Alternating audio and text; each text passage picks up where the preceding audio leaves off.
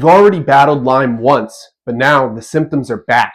Is this a relapse or did you get bitten by a tick again? Today, I'll show you 6 key signs to tell the difference so you can get the right treatment fast. Remember, you may not know if you've been bitten by a tick because they inject antiseptic to make it numb, and they also fall off after feeding. So assuming you didn't find a tick, we need to figure out, is this a new infection from a new tick bite, or is this a relapse of symptoms from the same Lyme? By the way, my name is Ryan Kearns. I've battled with Lyme disease. I was able to get better using an all-natural, holistic approach, and now I help thousands of other people do exactly the same thing. So what's the difference between a relapse and a reinfection? A relapse is when dormant Borrelia bacteria become reactivated. Oftentimes these microbes will curl up in a ball or encyst, or they will create biofilms, or they will change their DNA to avoid the immune system. They do a lot of things to try to survive and avoid the immune system. Oftentimes they're in these states where they're hiding rather than out and about.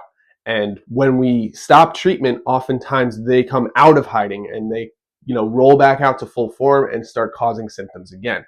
That would be a relapse in symptoms. A reinfection is a completely new tick bite reintroducing brand new bacteria. Knowing the difference between these two matters immensely to make sure you get the right treatment, take the right steps, have the right strategy, the right expectations, the right urgency. So let's break it all down, and I'll give you 6 key signs to look for so you can tell if it's a reinfection or a relapse of symptoms from the same infection. Sign number 1, the timing of your symptoms. With a relapse, symptoms often return gradually over weeks or months after the initial improvement or the initial treatment that you've done for Lyme and co-infections. On the other hand, with a reinfection, symptoms typically return sharply or in a quick manner after being exposed to a tick. Sign number 2, the erythema migrans rash, the EM rash, the bullseye rash that is so famous for Lyme disease. For a reinfection, a new or expanding bullseye rash would point to a new reinfection, a new tick bite. For a relapse, it's rare to see a new EM rash without a brand new tick encounter.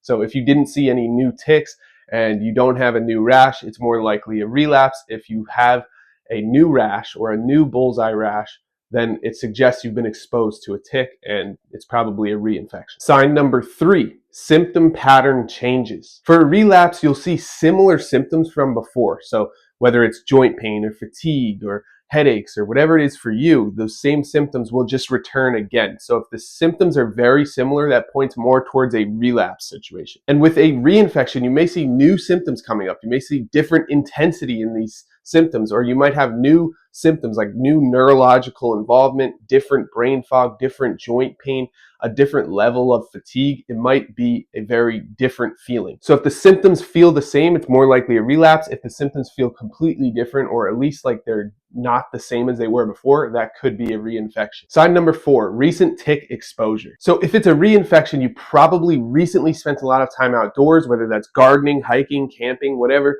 your outdoor activity is. If you've been doing a lot of that and then you get more Lyme symptoms or different Lyme symptoms, that points more towards reinfection. With a relapse, you probably were in low risk areas. Maybe you didn't go hiking, camping, gardening, or do anything that would expose you to ticks. That would point more towards relapse instead of a new reinfection. So if you've been spending tons of time outside or hiking or camping or gardening or whatever your thing is, reinfection. If you've been spending a lot of time inside or you just haven't been exposed to ticks in any type of way, that points more towards relapse. Sign number 5, lab test clues. So with a relapse, your lab test will show similar antibody expression as before. You'll see the same inflammatory markers popping up that you did when you first got infected. But there's something really important to know, and that's the testing is not very accurate at all, especially if you've been dealing with this for longer than 60 days. If you have a relapse in symptoms post 60 days of being bitten by a tick, the lab testing specifically for Lyme disease could say negative, and it could be a false negative. It's just really important to know that. With a reinfection, your antibodies might look a lot different. You might see different results on the IgM test, ELISA,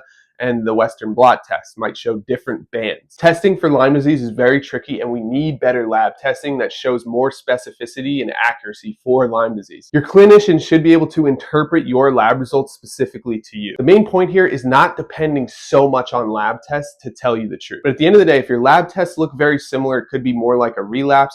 And if your lab tests look very different, but you're still getting new symptoms, then it could be more like a reinfection. And sign number 6, response to treatment. With a relapse, symptoms often improve quickly when you start reintroducing herbal antimicrobials or antibiotics or both. The improvement should happen pretty quickly and easily with a relapse, especially if you were able to get improvement in the first place. A reinfection may require a full-on treatment, just like the first time you ever had Lyme disease. So you may need to start over with your herbal antimicrobials or your antibiotics or both and start a brand new treatment. Don't forget to seek medical help if you're experiencing the following red flags: severe headaches, neurological changes, heart symptoms, and escalating pain that isn't going away. Self-diagnosis doesn't always work. It's important to go get professional evaluation to see if you're dealing with a reinfection or a relapse, or what's going on with your Lyme disease symptoms and your healing progress. For me, the best course of action was herbal antimicrobials and a minimalist approach with very high quality, high potency herbal antimicrobial. You can use the exact same protocol I used to get better and now thousands of other people have used at LymeWars.com. If you want more help getting better from Lyme and co-infections in a holistic, all-natural way, I encourage you to download my free Lyme survival guide. The link is in the description directly below this video. If you've dealt with Lyme before, knowing these signs can help you take action faster and therefore get better faster. Again, the signs are the timing of the symptoms, erythema migrans rash, symptom pattern changes, recent tick exposure, lab test clues, and your response to treatment.